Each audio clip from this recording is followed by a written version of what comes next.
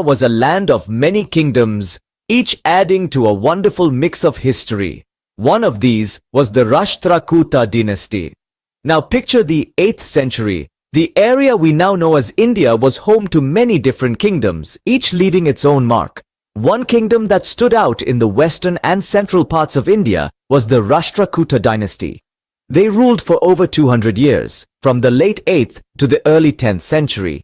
This was a time of great growth and amazing achievements. They weren't just leaders, they loved art and literature, built amazing temples, and were brave warriors. Their time in power saw the growth of a culture and the creation of buildings that still amaze us today. In this video, we'll take you on an interesting journey through the rise and achievements of the Rashtrakuta dynasty. We'll talk about the important events and people that made them powerful. We'll look at their contributions to art, literature, and science, and the amazing buildings they left behind. We'll also look at how they fought in wars, managed relationships with other kingdoms, and that shaped their kingdom. Lastly, we'll talk about what led to them losing power and the lasting impact they left behind.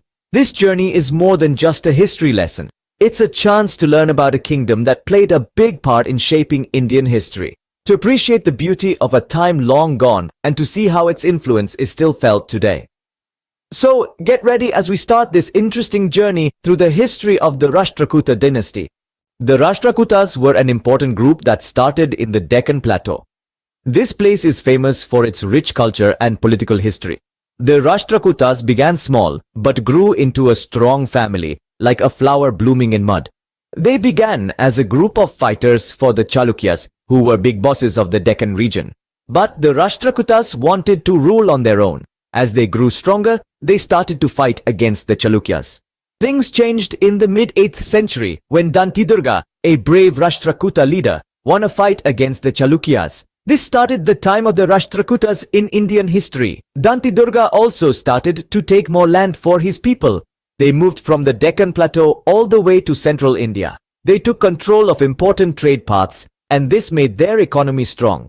The Rashtrakutas weren't just conquerors, they were good at managing their large lands. They allowed local leaders to rule their own areas under their overall control. This gave everyone some freedom, but also kept the Rashtrakutas in charge. The Rashtrakutas were also known for letting practice different religions. They mainly Hinduism, but also supported Buddhism and Jainism. This created a rich, diverse culture within their kingdom. This set the foundation for their future achievements in art and architecture. So, the Rashtrakutas made a big name for themselves in history. From starting as a group of fighters to becoming a big family, the Rashtrakutas showed they were good at fighting, managing, and had a sophisticated culture.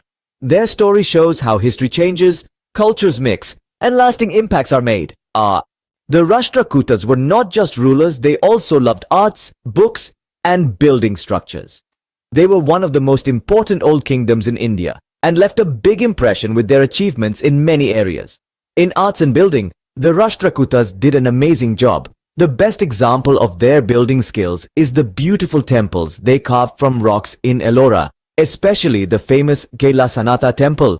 This temple, for the god Shiva, shows how dedicated they were to artistic work and how good they were at working with stone. But their work was not limited to building. The Rashtrakutas loved literature too. They supported a lively culture of writing that produced books in Kannada, Sanskrit, and Apabhramsha. The court of King Amogavarsha, who is often compared to the famous Gupta Emperor Chandragupta II, was a place full of writers and scholars. His own book, the Kavirajamarga, is thought to be the earliest book in Kannada. In economy, the Rashtrakutas made good decisions that led to wealth and growth.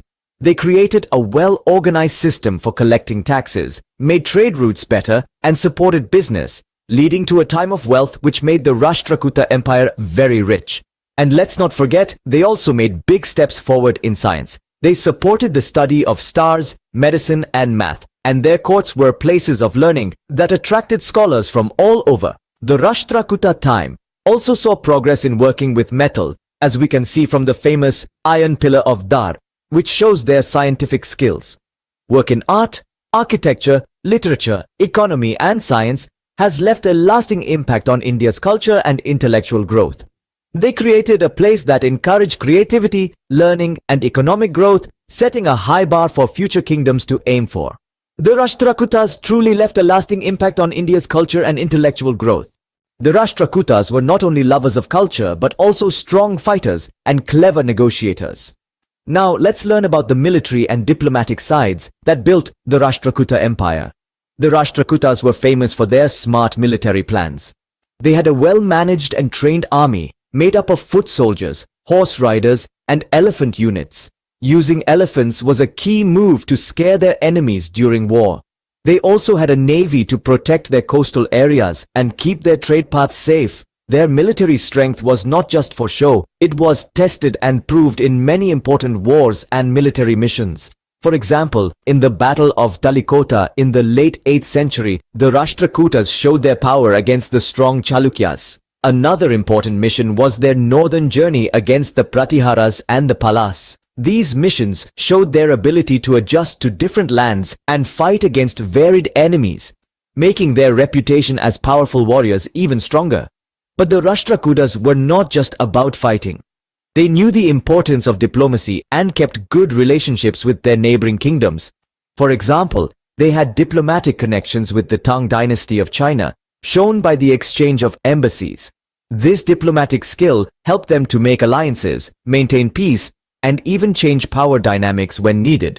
They also showed religious tolerance. The Rashtrakutas, despite following Jainism and Hinduism, allowed a lot of religious freedom in their kingdom. This policy not only kept peace in their diverse empire, but also allowed cultural and intellectual discussions. In short, the Rashtrakutas were a mix of strength and cleverness. Their military plans and diplomatic relationships were key in growing and keeping their large empire. They were not just leaders, but smart planners who knew when to fight and when to talk. Their strength in war and cleverness in diplomacy played a key role in shaping their empire. But like all powerful families, the Rashtrakutas too had to face a time when they weren't doing so well. The great times of the Rashtrakutas didn't last. Many things led to their fall. Fights within the family and struggles for power started to break them apart.